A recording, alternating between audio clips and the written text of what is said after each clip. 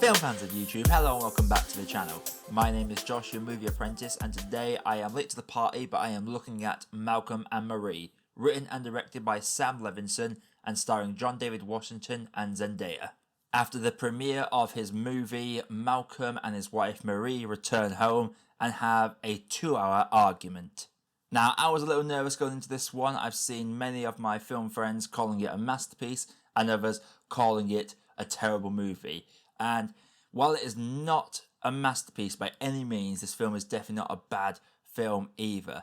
Let's get the easy band-aid off first of all. Zendaya and John David Washington are absolutely fantastic. The range they both demonstrate in this, especially Zendaya, is outstanding.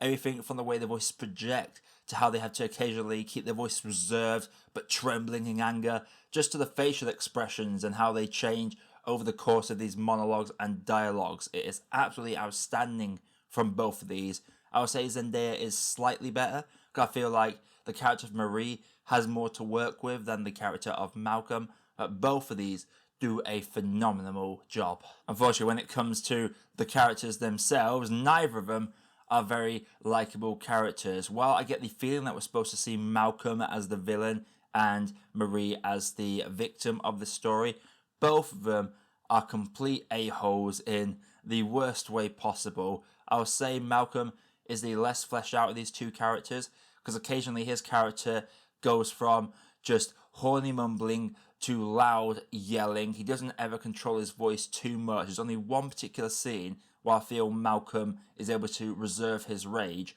The rest of the time, he is just yelling and dropping obscenities left, right, and centre, which makes him a less relatable character. Another thing that I really enjoy about this movie is the setting. They lay out the space in this film very, very well, to the point where we know exactly where every room is. So a character could leave an object in another room and leave to go looking for that object in a wide shot from a completely different room, and we'll know exactly what way they're going and know they're going in the right direction.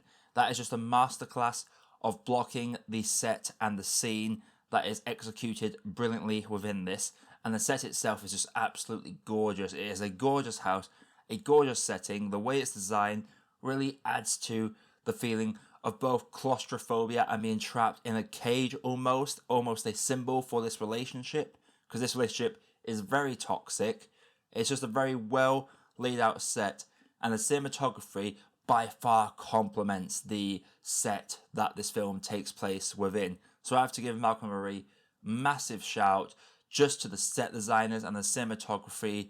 It's all brilliant. Sadly, where this film falls flat is when it comes to its screenplay. There are two mixed up messages going off. There is the story of the toxic relationship, but there's also the story that is critiquing critics. And there are a couple of good points that are made. For example, there's one point where a character's reading a review and seeing that he's been told that he's been subverting the white saviour trope, and he makes a point of, if I was a white director, I'd be leaning into that trope, but because I'm a black director, that means I am subverting that trope, and he gets frustrated by just the racial stigma when it comes to black filmmakers these days. But I have to take it with a pinch of salt, because Sam Levinson is a white dude, so I can't take everything is said within this film without a little pinch of salt, because I don't know if it really adds to the true meaning or feeling of being a black filmmaker in today's modern society. I also love how it calls out how every film reviewer at the minute tries to politicize every black-led film. I've noticed that a lot with a lot of black-led films. There's always talks about how it references the culture and all that stuff.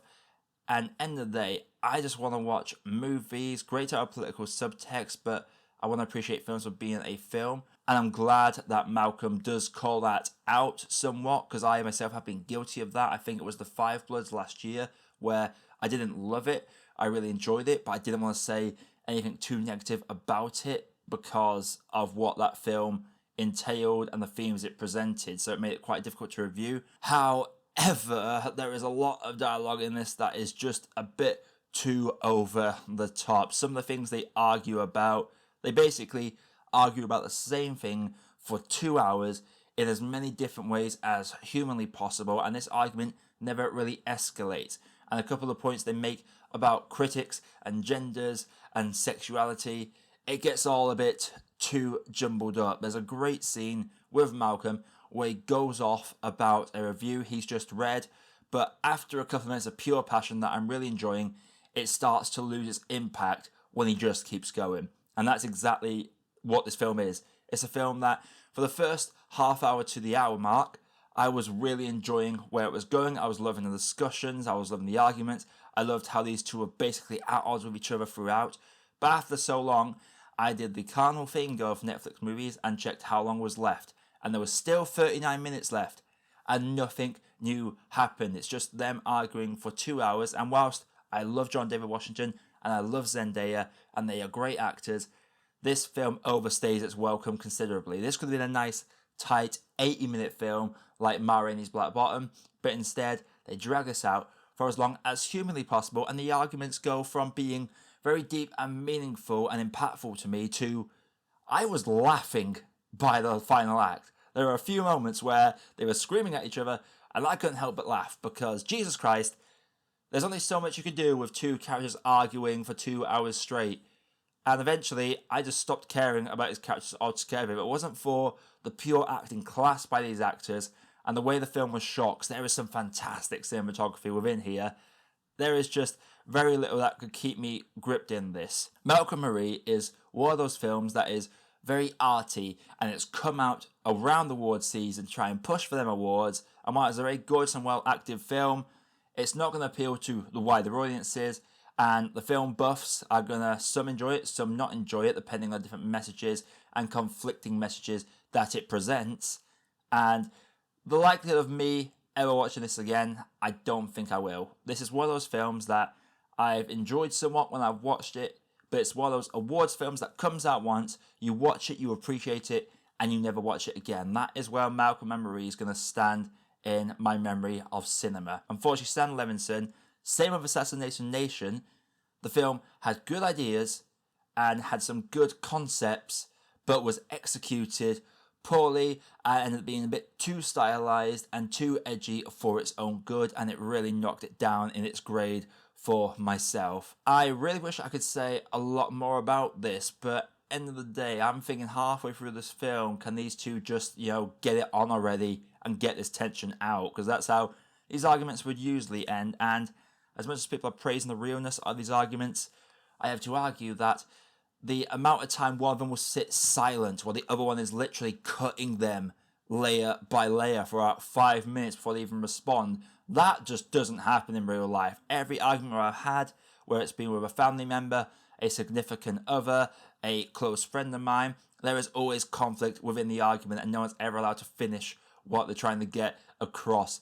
And whenever there is, there's no pause, it's straight back to defending something you've talked about 2 minutes prior and ignoring the rest of the argument. That is what his arguments are. This isn't a dating movie, this is very much a stylized film movie.